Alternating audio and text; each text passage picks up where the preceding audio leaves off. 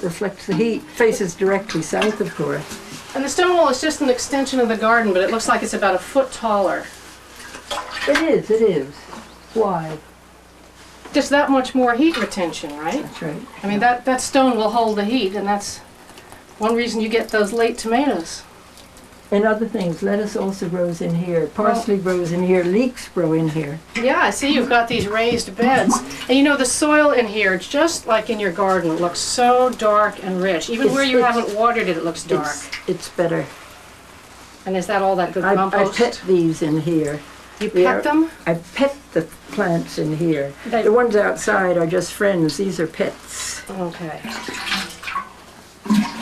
Now the compost that you make is your secret, isn't it? Well, this greenhouse is full of compost. Well, It was just clay soil. May I show you the soil? Okay. When we came here, the soil was pure clay. You could make pots out of it. Gosh. Scott said, you're going to have a tough time here, kiddo, with this soil, but we built it up. And look Purely at it now. compost. Look at it now. That's the difference that compost makes. That's it.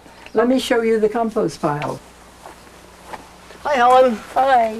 While we were walking down, I noticed a load of seaweed on the beach, so I went and got it for you. Thank you. Show me where I should put it. I'll show you where to put it.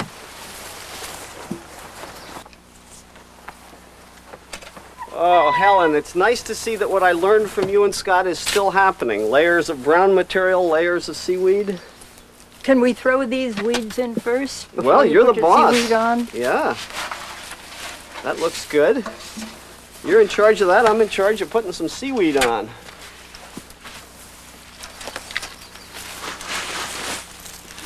Simple as that. Now this has to sit for how long before it's ready to use? I leave it a year. We don't bother to turn. We have so many compost piles that we don't have to turn them. We just wait till they mature.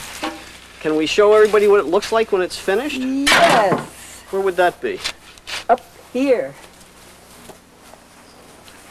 Here's a finished compost pile, more or less finished. Oh, Helen, this is beautiful compost. Now, most people would be surprised you get it this nice without turning it. You don't have to turn it if you have enough of them ahead. If you have 3 or 4 ahead, you just wait till they mature. And I suspect it helps that air can come up between these poles here. That's Is that the part idea, of it? and air comes in through the side poles. Isn't that nice? And everything's made from locally available material. I love it. What else? Now, we've shown a lot of the projects you've done here. Tell me what your next projects are. Not to reach 100.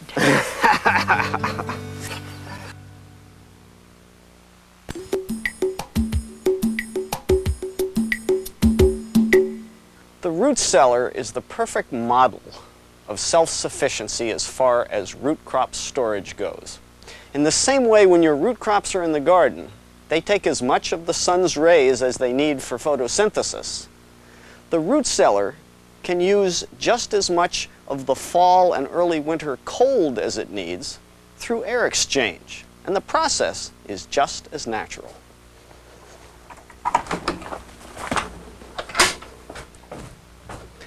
The trick with using a root cellar is to get it to cool down to the ideal storage temperature for root vegetables, which is somewhere in the mid-30s, at the time you're bringing the root vegetables in here after harvest in the fall.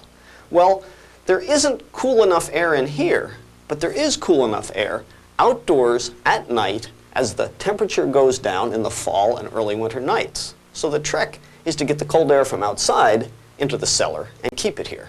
And I do that very simply. There are 2 pipes.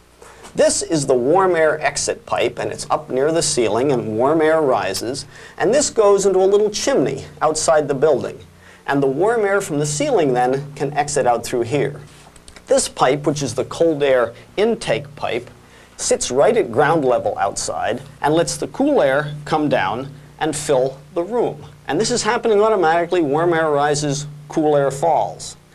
In the morning, I just put little covers over the outside ends of these so they don't move air anymore, and I keep the cool air in here. Now, this system is totally automatic, and if I remember to do it right, I use the free cold outside to bring in and store here. And by late fall, when I harvest the root vegetables from the garden, the cellar has automatically cooled down to storage temperature, and it works perfectly. Now, this is mid-July, And the temperature in here now is in the low 60s. Well, that's not bad since it's in the mid 80s out of doors.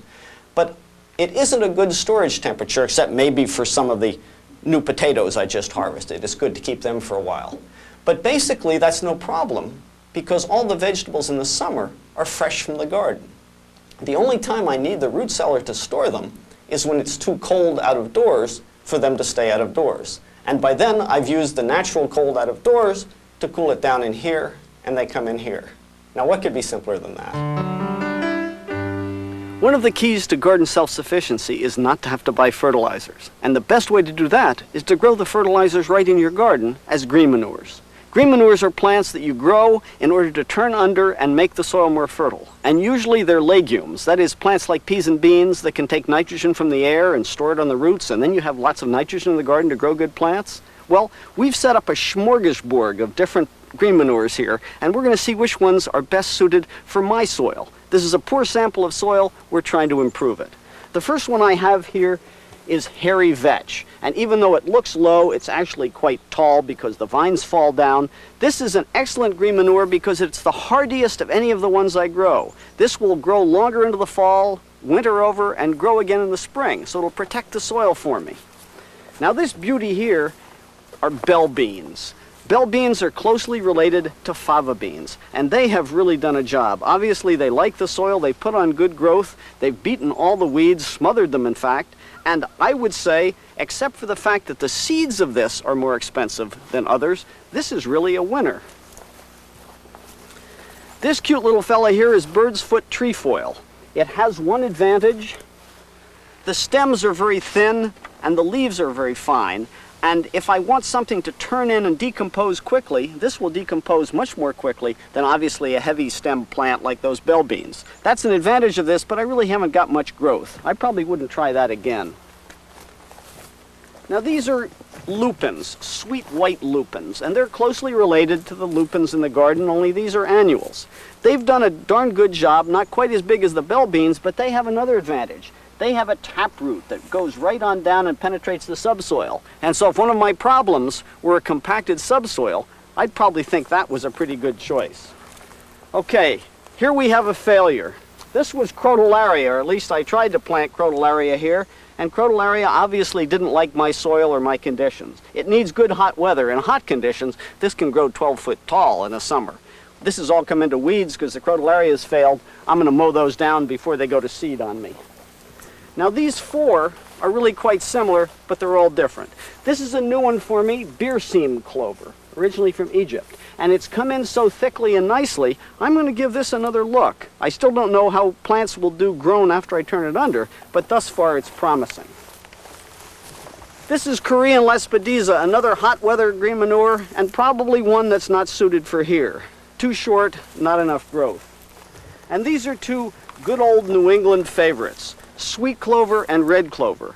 Both excellent, probably my two favorites, especially sweet clover. It's a biennial. I can leave it over and it'll come back next year if I can afford the space.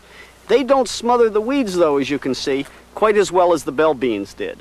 What are the considerations for you? Well, it depends on what does well where you live and what you want to do with the green manure to get the fertility into your soil. You might even run a little trial like this. It's certainly been fun.